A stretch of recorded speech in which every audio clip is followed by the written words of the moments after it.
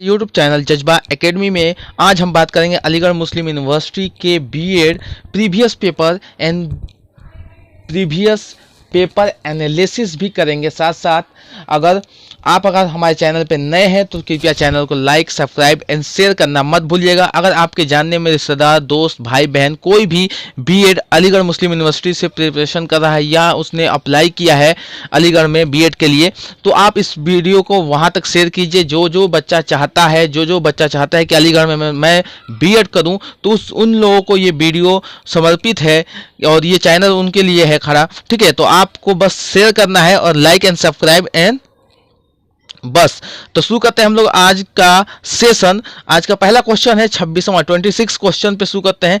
26 question दिया है कि the pupil teacher ratio PTR as per TRTE act 2009 at primary level should be. तो आपको बताना है कि पुपिल टीचर रेशियो क्या होगा। एक्ट 2019 के तहत जो है प्राइमरी जो लेवल शुड भी आया था वो उसके हिसाब से आपको बताया। तो ऑप्शन नंबर ए जो होगा वो बिल्कुल सही 30/1 या 30:1 होता है। ठीक है, ऑप्शन नंबर ए जो है बिल्कुल सही है। आगे बढ़ते हैं हम लोग अपने 27 सेकेंड क्वेश्चन पे चलते हैं। दिया है the gross enrolment ratio in higher education GER for session 2016 and 17 in India was. आपको ग्रोस इनरोलमेंट रेशियो बताना है सिर्फ 2016 और 17 में जो इंडिया का था। ठीक है, तो आपको बताना है option number A, B, C and D आपके सामने है। तो ऑप्शन नंबर C जो होगा वो बिल्कुल सही 25.2% या 25.2% होगा। आगे बढ़ते हैं हम लोग 28वें क्वेश्चन पे। 28 क्वेश्चन पे दिया है कि the most suitable stage to start vocational education is. तो ऑप्शन नंबर जो सी है वो बिल्कुल सही है, सेकेंडरी लेवल। ठीक है, आगे बढ़ते हैं हम लोग 29 क्वेश्चन की ओर।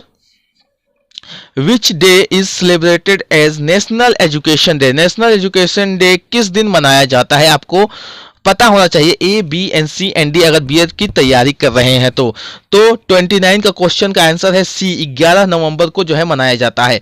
आगे बढ़ते हैं हम लोग 30वें क्वेश्चन पे। The university which telecast interactive educational programme through its own channel is. आपको ये बताना है university which telecast interactive educational जो प्रोग्राम था वो किस चैनल के द्वारा था। तो इग्नो ने ये किया था। ठीक है, आगे बढ़ते हैं हम लोग 31 क्वेश्चन पे। NMEICT स्टैंड फॉर, इसका फुल फॉर्म आपको बताना है। सीधा सीधी ऐसे बात समझिए जो देसी भाषा में समझिए। ठीक है, तो 31 का क्वेश्चन का है NMEICT। ठीक है, तो आपको बताना है तो ये होगा ऑप्शन नंबर ए होगा। वो क्या होगा national mission on education through ICT का जो है जो फुल फॉर्म होगा ये होगा इंफॉर्मेशन कम्युनिकेशन टेक्नोलॉजी होगा।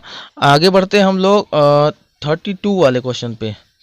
इन which year the university grant commission came into existence. ठीक है, तो आपको बताना है कि ग्रांट कमीशन कब आया था। ठीक है, तो आपको बताना है तो ऑप्शन नंबर जो बी है वो बिल्कुल सही होगा 1953 में 1953 में। ठीक है, 1953 में। 32वें क्वेश्चन का ऑप्शन जो होगा बी वो होगा सही होगा। अब ये जान लीजिए ग्रांट कमीशन कब आया था, यूनिवर्सिटी ग्रांट कमीशन कब आया था तो 1953 में। ठीक है, आगे बढ़ते हैं हम लोग 33वें क्वेश्चन पे। 33 क्वेश्चन पे ministry of women and child development MWCD launch हौसला फॉर किस लिए था।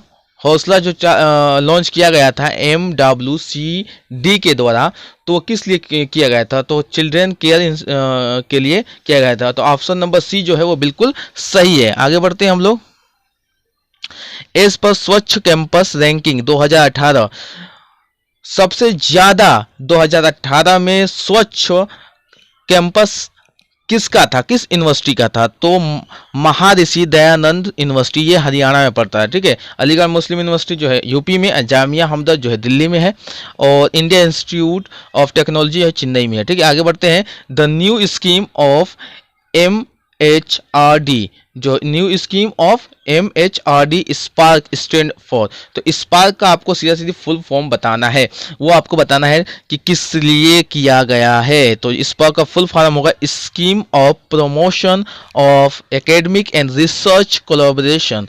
ऑप्शन नंबर जो बी है वो बिल्कुल सही है। आगे बढ़ते हैं हम लोग। सबसे ज़्यादा फुल फॉर्म पे ही ध्यान दिया गया है कि, और ज़्यादातर एजुकेशनल फुल फॉर्म ही पूछा जा रहा है, ठीक है, जैसे MHRD मंत्रालय से, ठीक है, इसके हिसाब से, ठीक है। आगे बढ़ते हैं हम लोग। 36वें क्वेश्चन पे दिया है कि in which state the education programme mission Vidya was organised. Mission Vidya किस स्टेट ने ऑर्गेनाइज किया है? तो वो आपको बताना है। तो वो गुजरात स्टेट ने जो है मिशन विद्या नामक वो किया है, एजुकेशनल प्रोग्राम लॉन्च किया है, ठीक है। अब आगे चलते हैं हम लोग। 37वां क्वेश्चन है आपके सामने। 37 क्वेश्चन है, where did the G20 education take place on 5 और 6 सितंबर 2018 में। तो जो G20 जो एजुकेशनल ये हुआ था, मीटिंग हुआ था, उसमें जो है वो कहाँ हुआ था? तो आपको बताना है मेंडोजा में, अर्जेंटीना में, मेंडोजा अर्जेंटीना। तो ऑप्शन नंबर ए जो होगा वो बिल्कुल सही है। आगे बढ़ते हैं हम लोग। 38वें क्वेश्चन पे, 38 क्वेश्चन पे, ministry of human research development MHRD was created on. मतलब कि MHRD का मतलब क्रिएटेड कब किया गया था, इसको बनाया कब गया था, ठीक है। तो 26 सितंबर 1985 ईस्वी को, 26 सितंबर 1985 ईस्वी को याद रखिएगा, डेट और सन दोनों, डेट और सन दोनों, ठीक है, 1985 में, 1985 में, ठीक है। और आगे चलते हैं हम लोग 39वें क्वेश्चन पे कि नेशनल लिटरेसी डे कब मनाया जाता है हर साल। आपको ये बताना है नेशनल लिटरेसी डे कब मनाया जाता है हर साल। ऑप्शन आपके सामने है A, B, C and D। Option number जो बी है वो सही है। 8 सितंबर को लिटरेसी डे मनाया जाता है, इंटरनेशनल लिटरेसी डे मनाया जाता है, ठीक है, हर साल।